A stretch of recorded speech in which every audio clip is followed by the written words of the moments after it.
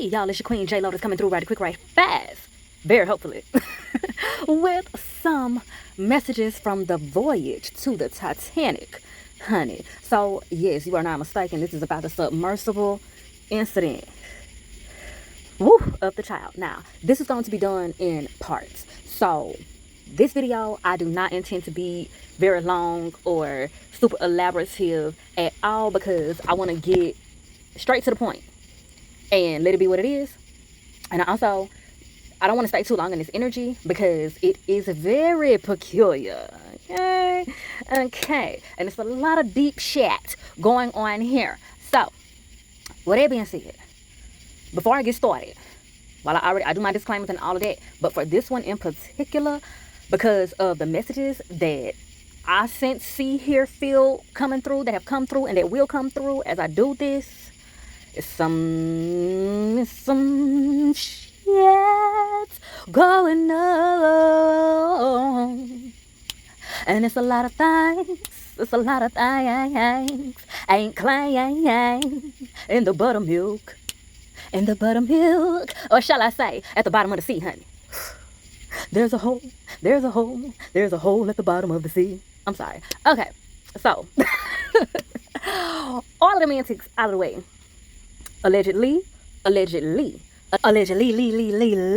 shout out to Alexander Rogers, okay? Everything that I say in these videos concerning this situation is allegedly. Allegedly. I was not there. I don't know these folks personally. All I know are what these cards represent, and I know my spiritual gifts, my intellectual gifts, my philosophical gifts, all that, okay? That's all I know, okay? Okay, so again, allegedly, shout out to Alexander Rogers, okay? Everything that I say for these here messages is my interpretation of these cards concerning the situation, as well as my interpretation of my spiritual gifts, my intellectual gifts, and my philosophical gifts, amongst other things, okay? Okay. And with all that being said, honey, let's go ahead and jump into the specificities of this part of the reading. Now, for this first part here, I'm focusing in on were all the individuals that were said to have been in the submersible truly in this submersible during the voyage to the Titanic. Yes, I worded it specifically exactly like that multiple times. I pulled cards for this multiple times, even though you only see the very last main overall card. Don't play with me, okay? But the main last overall card is what's present here. The one that came out the most, that one that came out first and final, okay? That's what you see here. There were other cards that came out, okay? And like I said, this card came out the most. So, were they all in there? Everybody who was said to have been in there, was they in there? Well, the simple answer to that question is a conditional no and a hesitant yes. The reason why that is, as far as this card is concerned, is because the High Priestess represents duality. Duality AF, okay? Also, I want you to acknowledge the very watery essence of the imagery of this card. The High Priestess is also about intuition, which water, as well as the water signs, are seen to be the most connected, the most in tune as far as it concerns vessels of, executioners of the intuition. Okay? So with that being said, there's also, as much as there's third eye energy here, there's a lot of sacral energy here. As you may know, if you don't, the sacral chakra also entails water. It is the water chakra. Okay? And water is very multidimensional and very dual. Okay, so the High Priestess, especially in a reverse sense, represents a need for pause, slowing down, introspection. Every which way, it represents introspection because in order to be in tune with your intuition, you have to be introspective, right? Right. Okay, now let me get to the point of what this here card is saying with this hesitant yes and conditional no. What came up for me when this card came up, honey, was some foul play at hand. Foul play at hand. A vision I got was someone being cramped into a situation. Not just cramped into the submersible, but cramped into something inside of the submersible, okay? I'm being hidden. And when this card comes up in a yes or no situation specifically when it comes up in reverse, it represents a lot of hidden, potentially dark factors. If you also pay attention to the coloration of the card when it is upside down, look at the crown area of the girl, which will be near her head, right? So in a reverse position, the darkest side is downward. The darkest side is downward. Just think about the context of that phrase and what we know to have actually ended up happening. You know, they went to the voyage to the bottom of the sea, yeah, all of that, where it is very dark, okay? And also, introspection. This card is like I don't want to say an opposite end, but in connection with the Hierophant. So that together in a dual sense is about learning from others' failures, learning from past mistakes, learning from your own mistakes, other people's mistakes, heeding warnings, heeding what has already been studied, and all of that. So as you can see, all of that was thrown to the wind. There is a lot of hubris here, which definitely goes into the elements that make a tragedy. But there's a lot of hubris here. Someone feeling very insignificant, insecure, feeling like they have nothing to lose. And I'm not going to lie, I'm picking up, trigger warning, I'm picking up a suicidal energy. I'm picking up a suicidal energy in the form of someone who is specifically an adrenaline junkie, as well as they are willing to risk their own lives for the sake of proving a point. So it's giving accidental on purpose, accidental murder, suicide. That's what's coming up concerning my interpretation of my spiritual gifts, this card, what it represents, all that. Okay? So someone in this situation wanted to prove a point, wanted to prove that they could create a miracle, work a miracle. That's the phrase that came up, basically. So like, if you think about the video too, and how I don't know exactly what the name of that particular individual was, but they seemed to be very proud that they were going to be operating the vehicular with a incompetent steering object, okay, with a PlayStation 3, Xbox, Super Nintendo controller, or something of the sort, something that shouldn't be operating a water vehicle, right?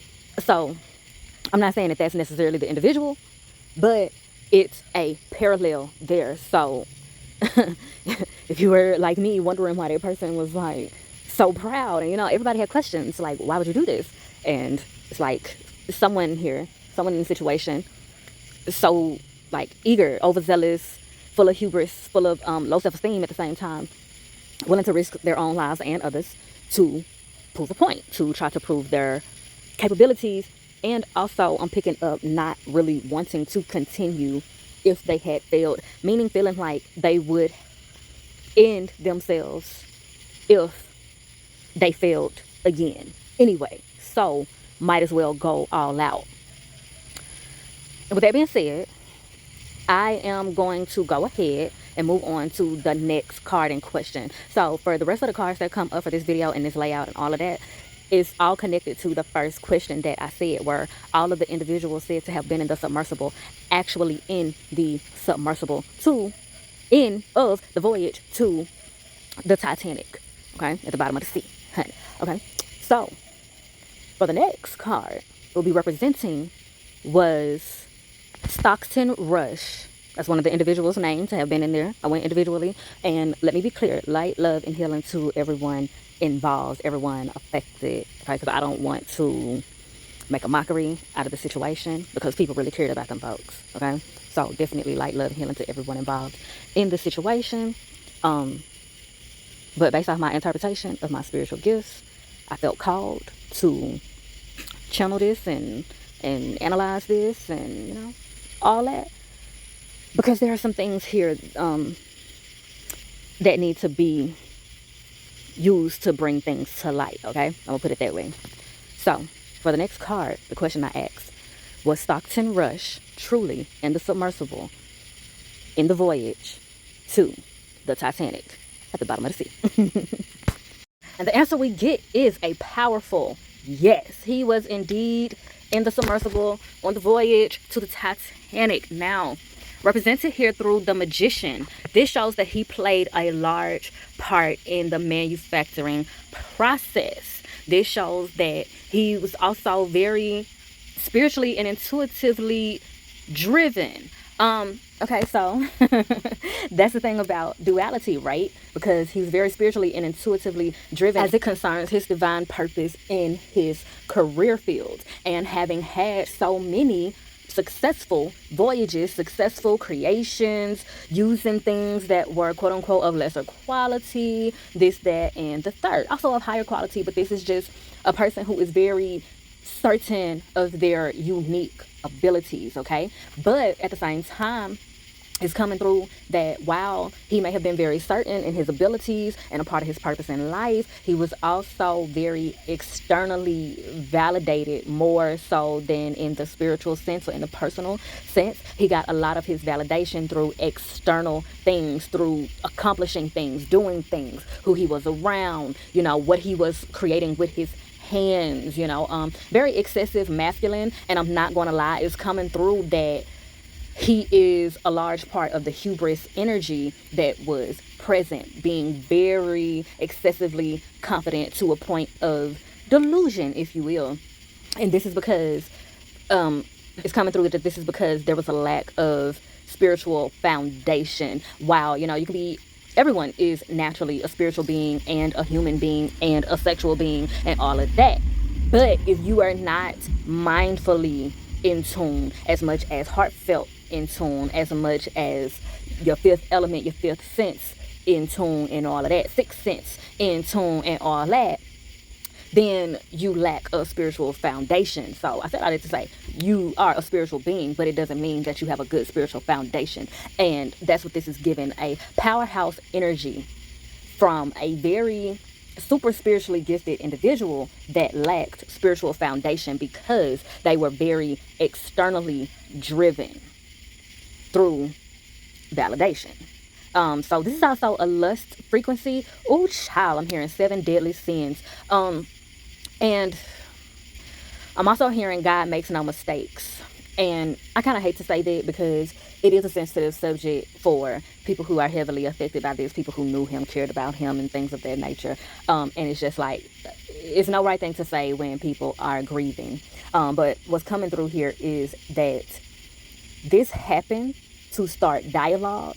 And honestly, I'm hearing to get spiritual workers like myself and others who have other, you know, abilities, the same abilities, interpretation and things of that nature, is meant to get people talking and discussing and speaking and prophesizing and channeling the situation to figure out what is this, what's going on, and get to talking about it, because there are a lot of things at play here. It's a lot being covered up here. It's a lot, so much more than what meets the eye, and it's nothing to be afraid of. It's just, it needs to be known and it needs to be talked about, spoken about, all that. And so with that being said, the magician specifically as it concerns Stockton Rush in this situation, as far as the interpretation and the channeling and all of that that's going on here, the card, and what it represents, a very motivational individual, a person that people go to as not only a muse, but also a stepping stone, because this person has so much experience and they have so much potential. And they have so much unique, like I said, powerhouse energy and abilities radiating through and around them. But at the same time, that lack of spiritual foundation makes them easily manipulated. So as much as people would admire someone like him, people would go to him for help and guidance and all of that, there are also wolves in sheep's clothing that would go to him knowing how powerful he is, but also how insecure he is because of his lack of spiritual foundation. And they would take advantage of that and influence him into doing things that are crazy, that make no sense. Because I'm hearing that Stockton, as he is represented as the magician here, for the question that I asked, and the messages that are channeling and being interpreted and all that, it seems as though he came up in a life of every step of the way somebody was doubting him and telling him what he couldn't do, what he couldn't be, telling him that he was crazy, that his ideas were just idiotic, maniacal, and all of that. And when he got his first crazy accomplishment of something that everybody told him wouldn't work, he latched onto that and refused to let it go out of deprivation and out of fear. And I'm also feeling that this is a part of the adrenaline junkie energy that's coming through, because when you're deprived of something and you finally get a taste of it, it can make you obsessive over it. It can make you very lustful towards it, dependent on it, addicted to it, and make you very attached to it. Don't want to let it go. It's excessive in it. So that's what's being channeled here. And once he got a taste of, I proved y'all wrong, he never let it go. And that's what ended up translating into hubris, which is a excessive, delusional, toxic form of confidence. It means that you are so confident that it's arrogant, that it's unrealistic, it's illogical. And there's a time and a place for everything, and there's a time and a place for things that don't go together to come together, right? And so that's why it's good to be confident in yourself, and it's good to go against the grain. It's good to try to prove people wrong that tell you, you're never going to be anything. What you're doing is maniacal and all this and that. But a spiritual foundation helps you to decipher when people are just hating on you and when it's actually something that you need to listen to. So that's what's coming through here, that lack of spiritual foundation really clouded his judgment as it concerns being able to recognize situations and people that are trying to tell him, hey, this is a time for you to prove people wrong, and this is a time for you to listen, whether it's something you want to hear or not. Light, love, and healing, liberation. But that's a large part of the message that's coming through here too.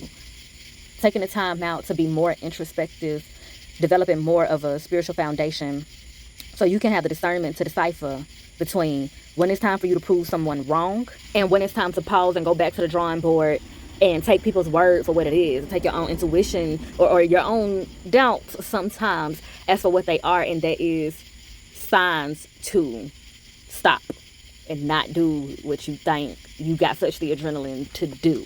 And I use the word doubt, but in a spiritual sense, it will be called discernment. Because you need that balance of logic and faith, duality. Remember that, high priestess? And all that duality? Yeah. So you need faith, confidence in yourself. But you also got to be real with yourself. You got to be logical, and you got to be honest about who you are and what you are as a human, and the fact that as a human being, you do have limitations. As a spiritual being, there are no limitations. As a human being, you have some limitations. So got to take that time out to get your time and place together, your concept of time and place together, and like I said, your spiritual foundation, so that you can have an authentic sense of confidence and an authentic sense of clarity as it concerns the different tasks, if you will, the different ventures that are a part of your entire divine path. It's a marathon, not a race. And with all that being said, what I am interpreting off of my spiritual gifts that are channeling here, whoever the individual was that was so overzealous to prove themselves, that felt like they kept failing, they weren't, measuring up to what they wanted to be, what I'm picking up, and like I said, they were willing to sacrifice themselves and other people in order to prove a point. I'm picking up that individual preyed on Stockton. That individual is the individual that saw all of the potential accomplishments and all of that of Stockton, his energetic ability, the spiritual abilities, and all of that. Saw it in him, and also saw his lack of spiritual foundation and took advantage of it and led him down to the bottom of the sea.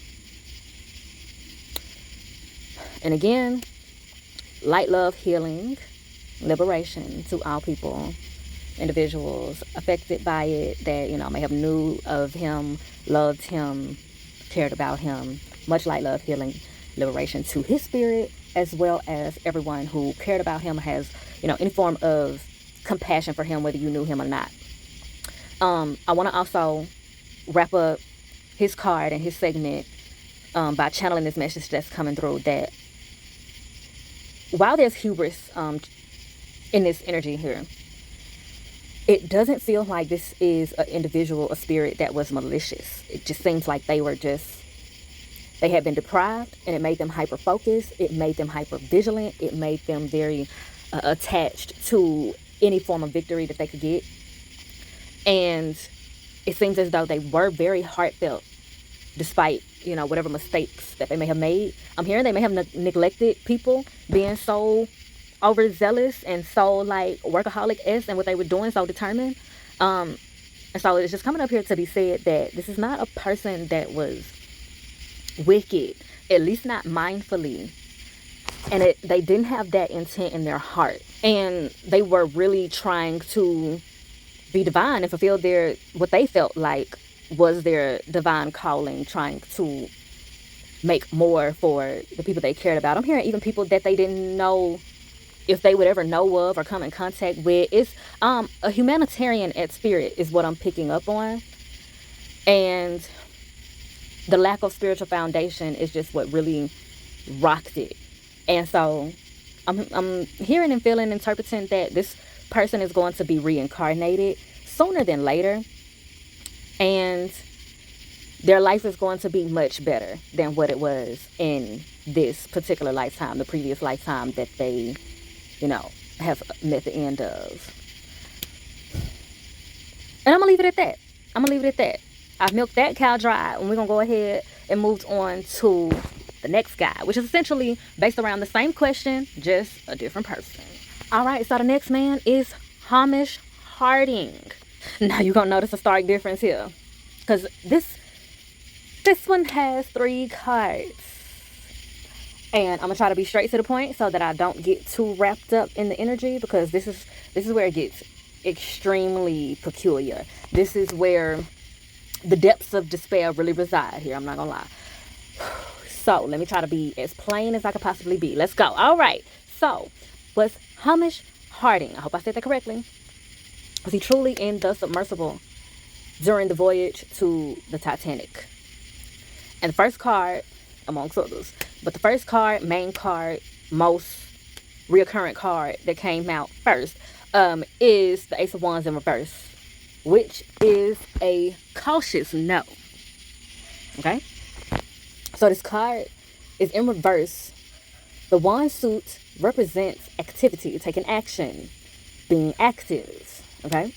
And so simply stated, so that I don't get too wrapped up, because 3 cards here, I don't want to stay here too long. I want to get straight to the point of the specific messages. So it's in reverse. Representing inactivity, representing regression, representing a lack of confidence, a lack mentality, and being on the wrong path, making all the right moves in all the wrong places. So what I picked up and interpreted off of my spiritual gifts and how they channel in combination with these cards, with this Ace of Wands card specifically, is that Hamish Harding was what it seems to be more of a creative individual. It seems as though this individual would have thrived much more fulfillingly for themselves in a creative industry, like acting, theater, film, art, things of that nature. But it seems as though he was doing a lot of what was expected of him. And we'll get into how that applies outside of his career, seemingly, allegedly, spiritually, interpretingly, momentarily. So, simple answer real quick. Physically, actively, no. Hamish Harding was not in the submersible, okay? And this threw me for a loop. This took me down a whole journey, rabbit hole concerning my spiritual elements, abilities, tarot pulling, all of that. I did a lot of pulling for this segment. This one individual took me a whole half a day, probably. maybe a little change. It took me a minute, honey. I went through a plethora of cars. The divine realm was sick of me the way I was up there, like, confirm, elaborate, confirm, elaborate.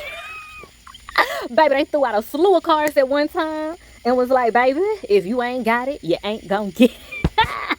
So with that being said, it led me to asking, were they physically in the submersible? As well as, were they already without spirit? Okay? And what came out is the death card.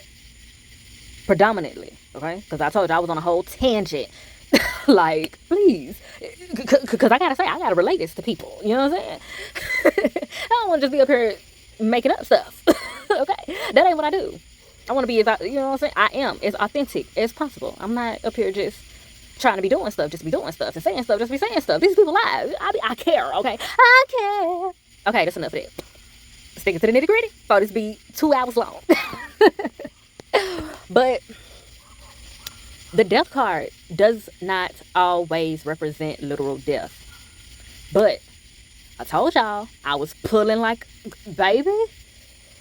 I was pulling. I was up there like, God, give me a sign. I was meditating. I was stretching, yoga. And I went through a whole process, like, clarify, because I feel some things and I don't want to just be saying this to be saying it. I need y'all to let me know that this is accurate. And baby, when I say that death card kept flipping, it kept flipping. I was like, that don't mean literally all the time. I can hear it, not all the time, but it kept flipping. I was like, make it clear, make it plain, make it adamant. Baby came out in a slew. So y'all, his body was in there. Just to be very simply stated about it, because I didn't ramble enough and all of that. His body was in the submersible. His spirit was not. I asked for clarification many a times, like I've already said. One of those clarification cards was the Two of Cups. And it's clarifying that his body was in the submersible. I asked specifically.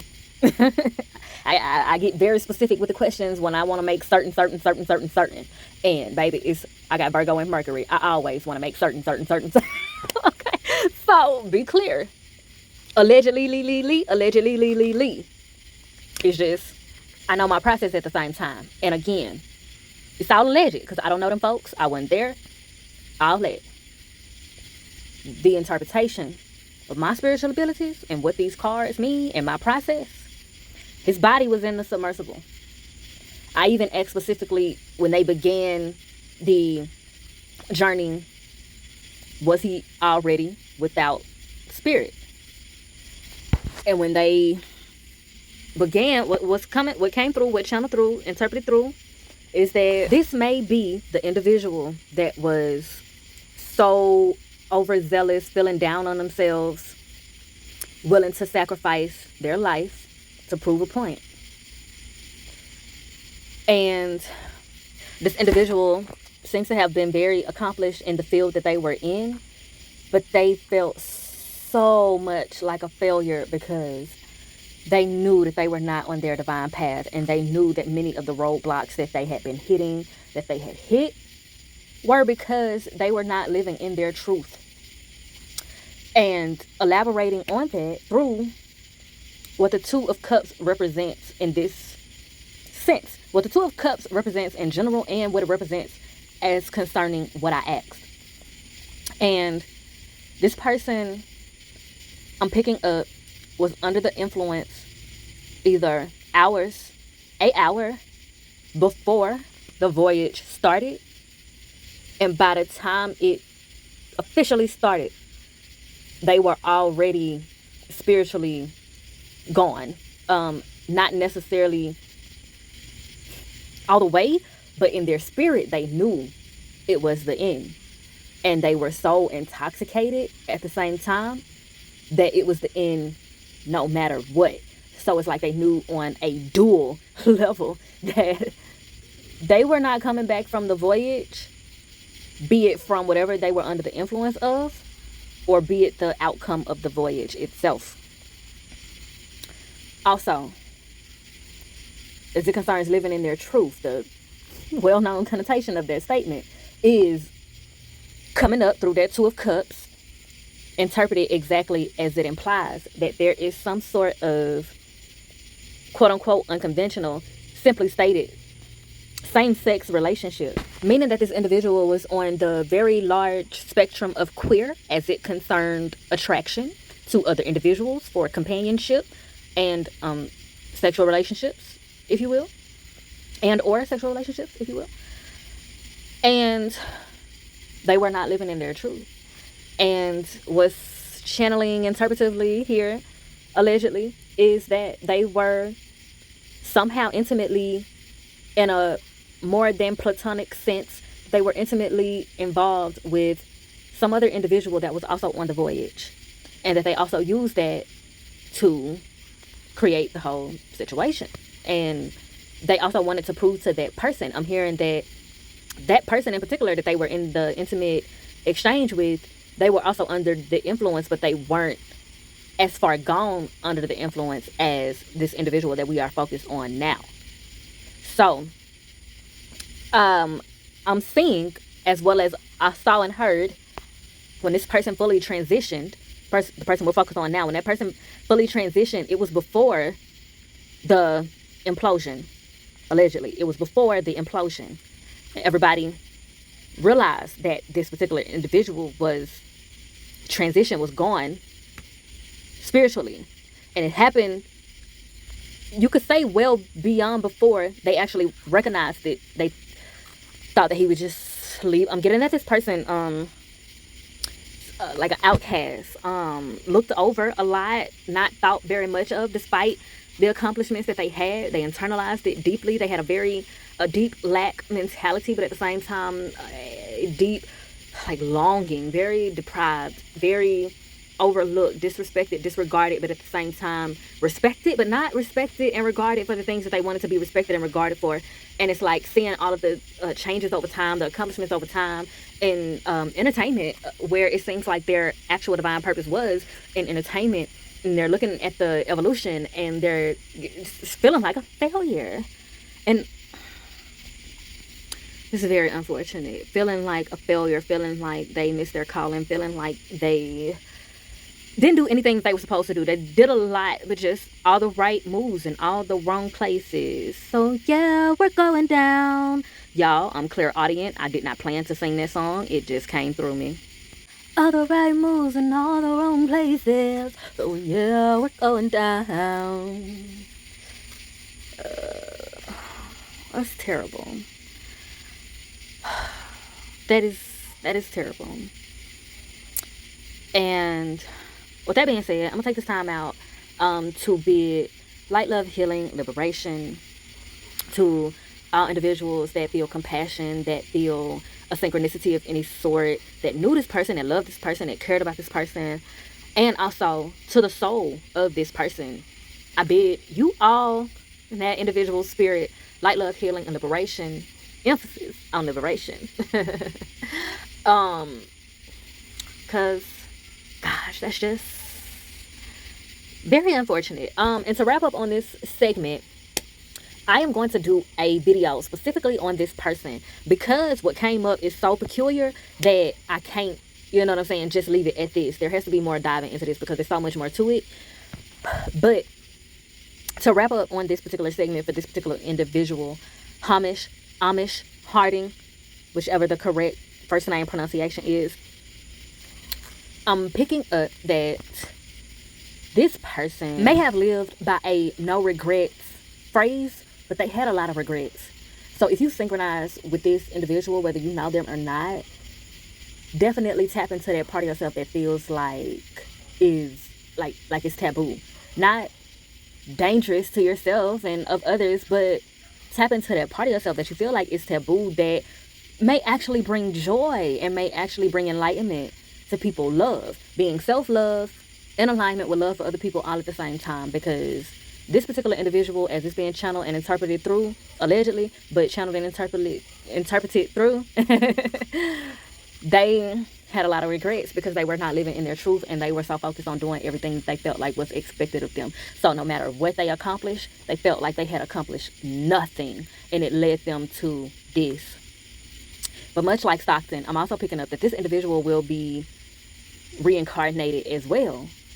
I'm picking up that they won't be reincarnated as soon as Stockton, because this individual seems to be an individual, a spirit that has lived through multiple different lifetimes. So they haven't had the opportunity to spend a lot of time in the divine spiritual realm. And so they have been taken into that realm so that they can get a good feel of it and be reminded of, who they are as a spirit, so that when they are reincarnated, they will make much better of the situation, and they will also be in a much better situation, in a much better environment, in a much better life experience that will allow them to flourish the way that they always wanted to flourish. It seems like the spirit of this individual just forgot why they existed.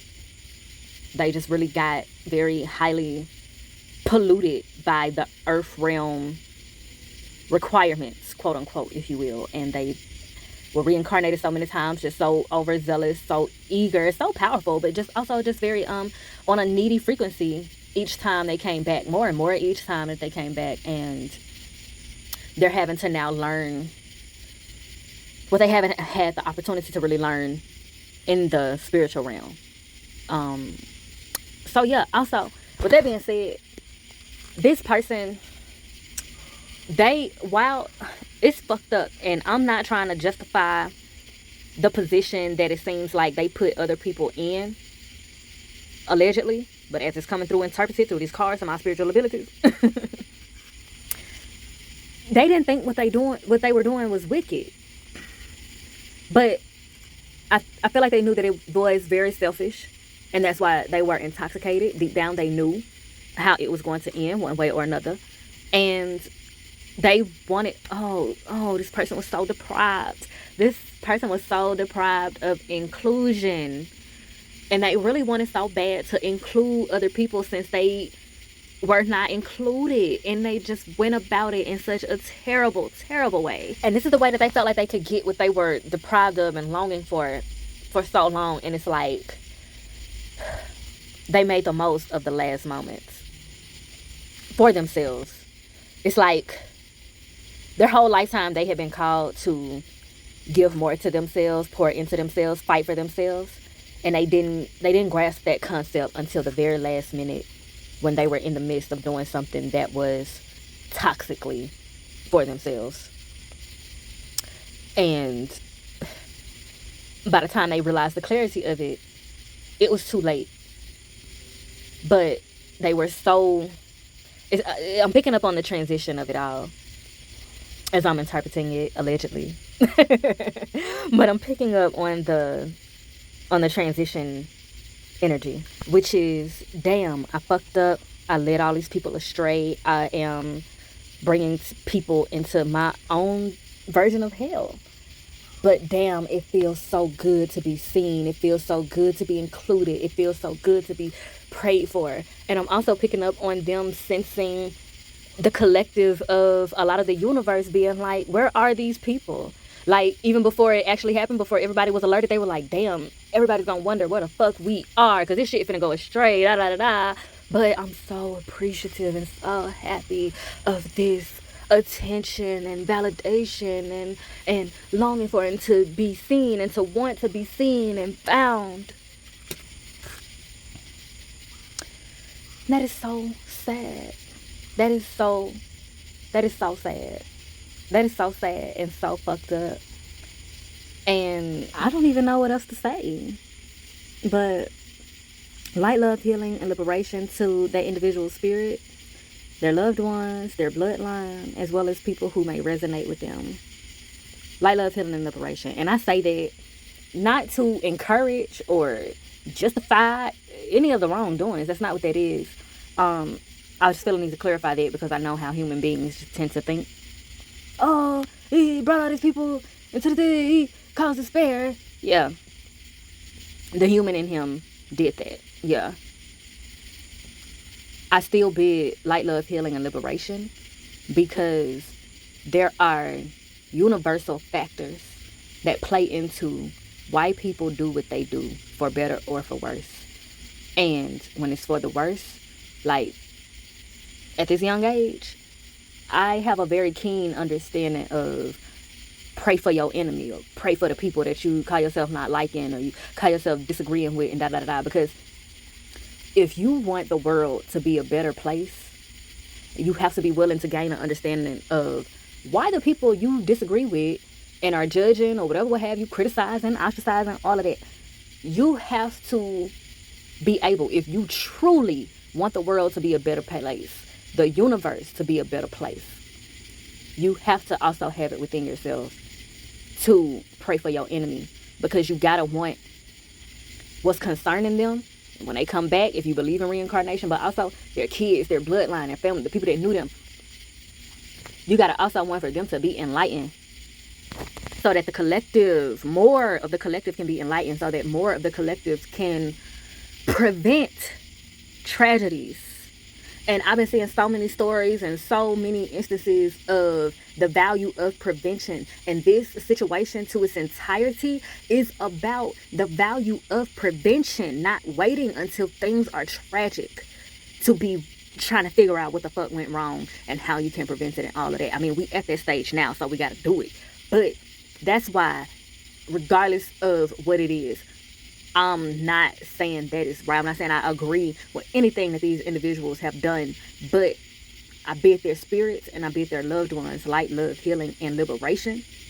Emphasis on liberation, because when you are free from all things that disservice you and that create noise in your divine purpose, you are able to see things clearly, which means that you won't make decisions excessively that harm yourself tragically or anyone else, because the statement that hurt people is a fucking fact. Just as well as you are responsible for your own healing, you are responsible for your own triggers, you are responsible for building your relationship with yourself, your relationship with God, with however you define the spiritual realm, all of that. You're responsible for that. Yes, absolutely.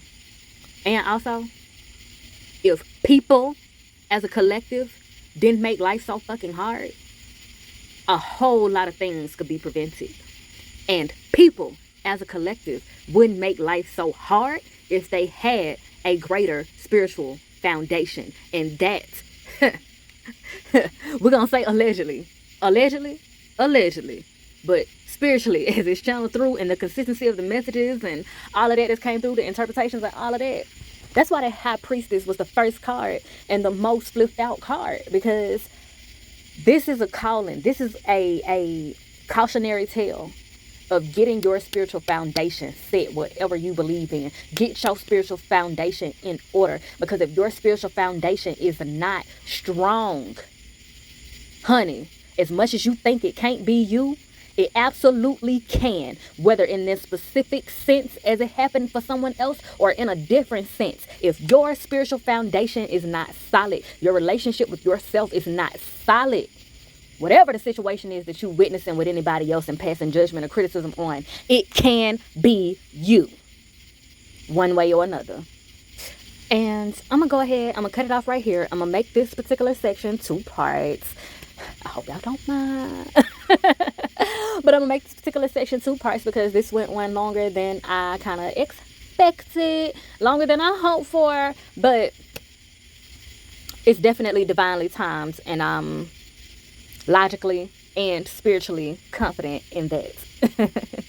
And with all that being said, child, if I do say so myself, honey, I have milked this cow dry, and I'm thoroughly appreciative for the exchange of vibes. And if you're feeling synchronized, please do me a divine design and like, share, and subscribe, so that you can be one of the first to be back through these queenly qualities for the next time.